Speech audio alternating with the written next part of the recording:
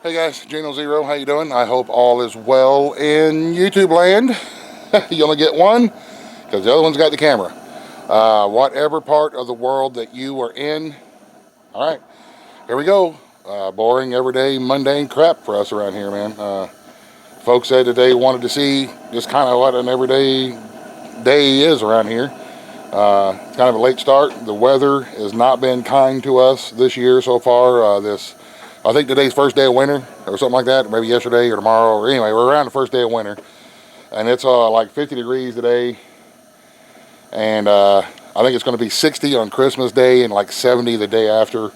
And for those of us who are working hides and trying to keep things cool, that is not very friendly. So we're kind of in a hurry trying to get deer hides and stuff took care of and fleshed and haired, and either soaking them in alum solution. Let me get out of the sun here. There we go. That's a little better. An alum salt solution for preserving them and pickling them. Some of the ones that we're going to set the hair, and then I'm going to be dehairing and fleshing some that we're going to use to make buckskin leather. So we'll just kind of take you along a little bit here and there, some clips, and kind of go at it. I don't have any exact measurements. I think I did an alum preserving video a couple years back that'll have measurements of the amount of salt and the amount of alum to use when you're using to preserve your hides. So you can, if I can remember, I'll try to put a link to that in the description box so you can check it out. But in the meantime, what we got going on is I just skinned that buck head right there for one of my buddies. The tag number is in the house. That's just a fresh skinned head. I'm going to boil it up. We're going to do a European mount for him on that. There's a beaver hide that I'm letting thaw out here in a little bit of sun. We're going to start working on that and get that thing tanned up and make a hoop for it and so on. But that's a pretty nice buck right there. That was a nice one. And like I said, for all those out there who are wondering, yes, we have it. It was taken legally, and we got the tag number in the house. But while I'm boiling it and working it, I don't want a tag hanging off of it. So, and I'm just going to boil it up right now in some water, and that way we can pull the meat and everything out. And it's kind of gross and it's kind of disgusting, but it looks really cool afterwards. I won't do an in-depth video on how I do this, because there's a lot of them out there. But I don't get the creams and the paste and all that other kind of stuff. We just boil it, and that's all we do. We don't do anything else. He just wants to hang it up outside, so we just do the bare minimum on it for that. So there's the ladies, always hanging around, always watching. Just in case we get a little bit of scraps of goodies here and there, they get them. There's a little bit up there. And of course, there's Miss Porkchop. Hi, pretty girl. Hi, sweetie. Yeah, it's almost feeding time, I know. I know. She dug her a fresh little hole she's laying in. Enjoying the sunlight. Everybody's enjoying the warmer weather, except us. Don't get me wrong, it's not that I'm a big fan of the extreme cold, but when we're trying to have hides and stuff laying around and working them, we don't want anything to rot and spoil on us. So we like to have a little bit of cooler weather, but it is what it is. We'll get after it. That's right, Porkchop. Dig that hole. That's right. Get in there and get that hole dug. I appreciate it.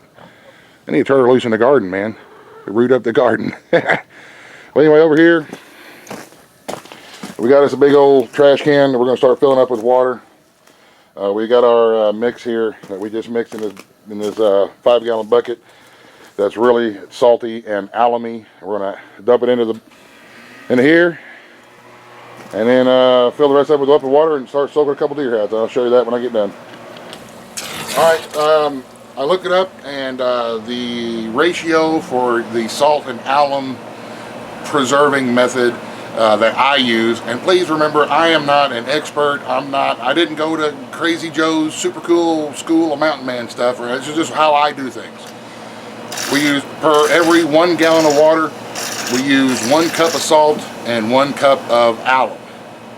1 cup of alum, 1 cup of salt, 1 gallon of water, and that's enough for, you know, a couple of rabbit hides or a couple squirrel hides. This here, we're doing deer hides and a beaver hide.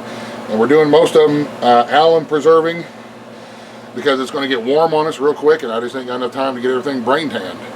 Brain tanning is a little bit of a longer process, but this here will pickle the hide and preserve the hide and at least it'll set the hair and keep them from you know, spoiling and getting the old green belly on me. So this is what we're doing. Like, we got 4 hides to go in here and a beaver, so it'll be pretty full.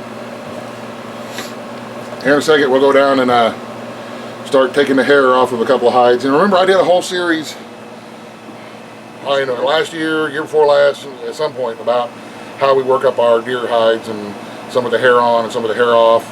And I think there may even be a playlist somewhere around my channel if you guys know how to find playlists. I think maybe it's on like the homepage of the channel or something, working hides. But this is what we do in the fall and the winter time, man. This is just what we do. We're working hides, and we're going to be, you know, we got traps and hoops hanging all along the back of the wall there on the back porch. For stretching and catching and stretching. And I will make a video, I guess, about how I make my hoops. No big deal. Take a couple of green sticks and make a hoop, tape them together for stretching. And but I'll make a nice hoop, because I think we're going to put that beaver hide onto a hoop and make a nice wall hanger out of it. And maybe we'll auction that or something. I don't know. But I'll show you guys how we do that with strips of rawhide whenever that time comes. But for now, boring ass video about working hides. So we'll catch up with you guys in a bit. Alright, well, this is just how I do it. I'll take the deer hide and soak it for, I think these have been soaking for 7-9 days, something like that, 7, 9, 10 days, in water and lime. And the lime is has got a real alkaline base to it, and it helps that hair, see that hair just slide off of the hide. It makes it a lot easier to get the hair off. You can, below the hair there's a little layer called the dermis, or the epidermis. And if you want the suede type leather, then you would go ahead and remove that as well, scrape it off. For me, I find that it's easier to remove the dermis layer once I have it on the rack, and I can get my scraper after it. This here is just my fleshing knife, and it's just, that hair is falling right out. Getting that hair out of the way,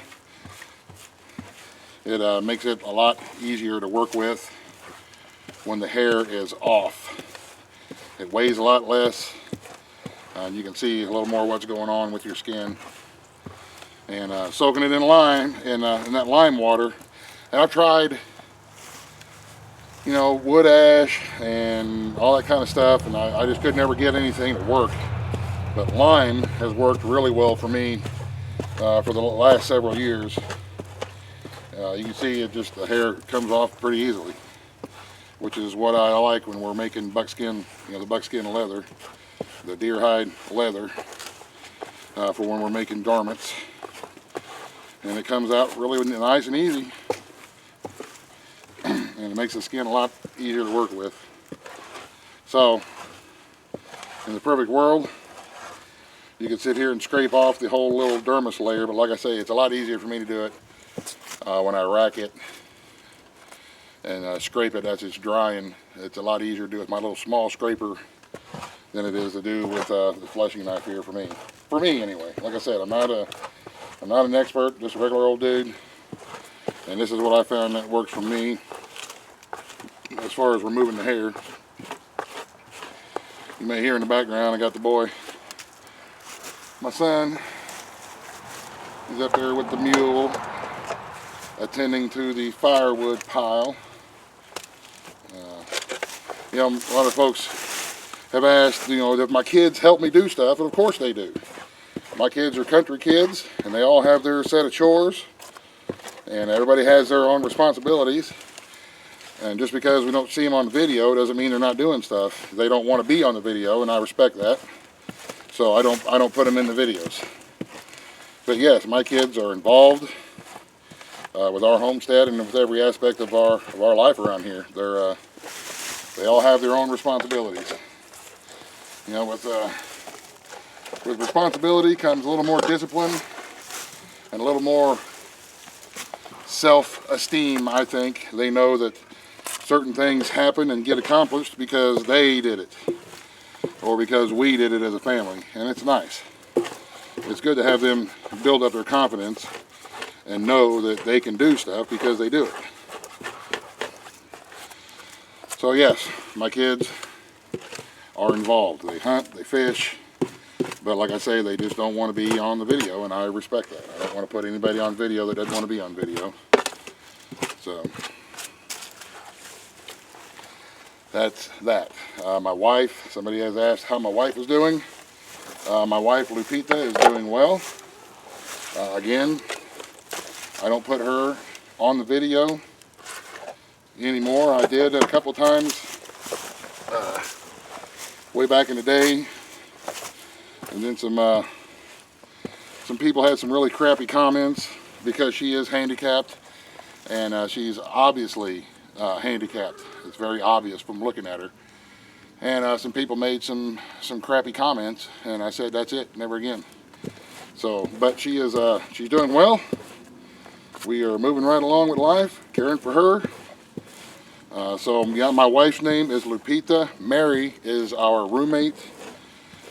Mary stays with us and helps us on the homestead, and she does a lot for us, and she definitely earns her keep around here. And we are thankful that we have her. And that's a whole nother long story that we're not going to get into of why she lives with us. But just nobody's business. She stays with us because she stays with us. And that's all I'm going to say about that. So we are scraping hides. Are you guys bored yet? This is part of our... come on, Mabel. Part of our life that, you know, it just is what it is. It takes some work, it takes some doing. You see I got my big apron on and rubber gloves, and because this job can be pretty nasty. It can be smelly and dirty and wet deer hide. And sometimes it doesn't smell very nice, but when you are like me, and you know, this is part of the income that we will make this winter, is from doing this kind of stuff, selling furs and deer hides. You know, and all those guys out there who hunt and trap, it's difficult anymore. It's really hard to try to make any kind of profit or any kind of money hunting or trapping, especially if you just sell your furs to a fur auction. There's hardly, I mean, you're hardly going to get anything for them anymore. So we've got to explore, you know, alternative ideas on how we can still utilize that as a resource.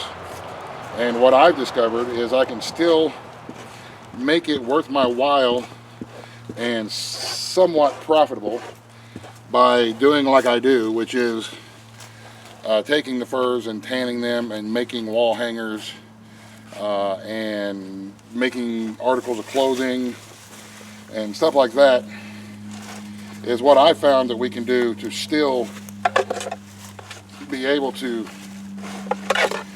make a little bit of money and make a little bit of profit from furs and animal hides. It's pretty rough going out there right now at the auctions.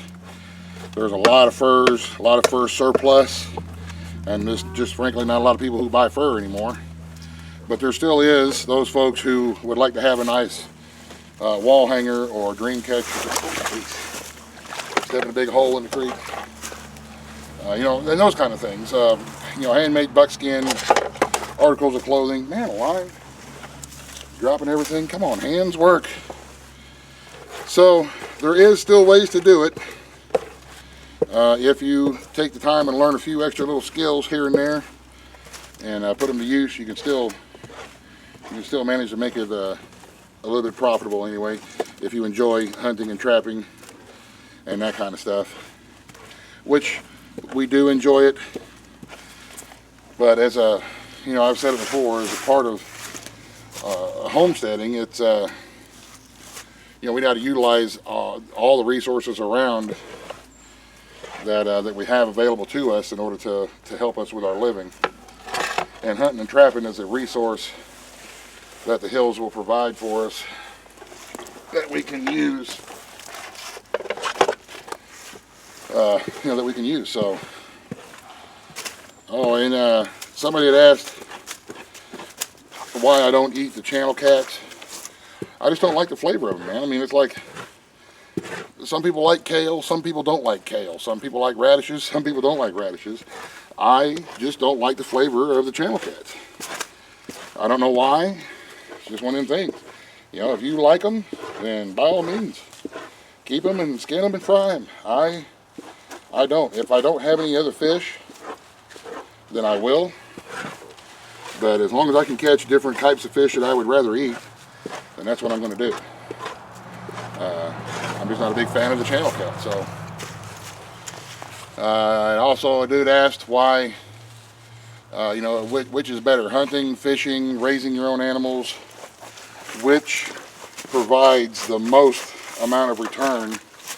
And, you know, they're all, you know, I guess he's wanting to know why we put time and effort into fishing and hunting. And one, I think it's just about variety, you know.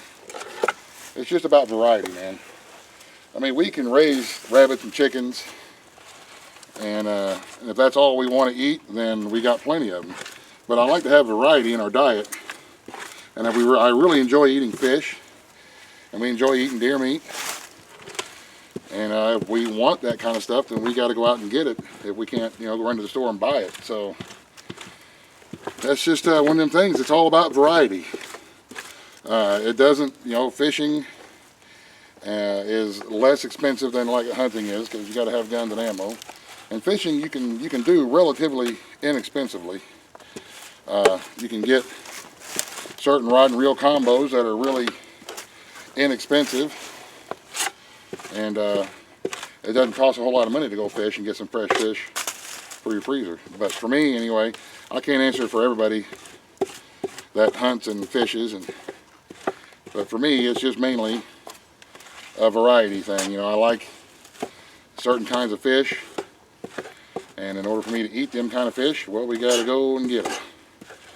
So it's just all about variety, and to me, it's worth putting in a little bit of effort and a little bit of expenditure to have that extra variety in our diet.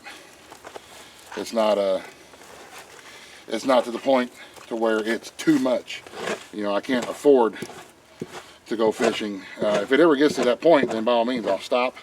I'm not going to ever let anything get in the way of just our everyday living and living expenses. But we like variety, so that's the reason why we do some of the extra things that we do, is to have that bit of extra variety in our diet. So anyway, I hope that helps. Are you guys bored yet?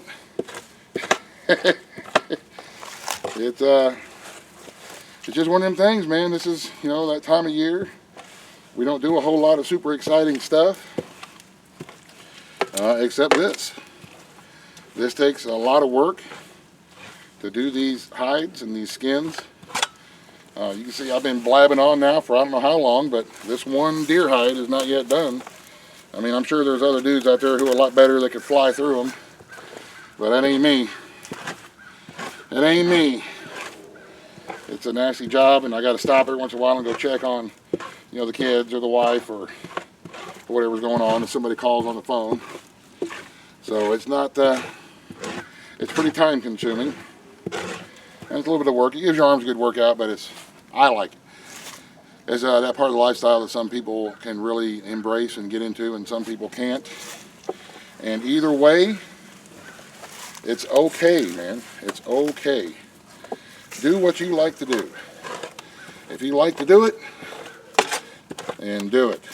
If you don't like to do it, well, then don't do it. But at the same time, don't criticize other people who are doing it. So, anywho, just a little bit of working the hides. Like I said, there's actual other videos of where I get more detailed of what I do and how I do it. This here is just kind of a hanging out, shooting the breeze while we're taking the hair off and all that kind of stuff. Here in a minute, I got to go up and check on that head that's boiling. Start peeling meat off of the skull.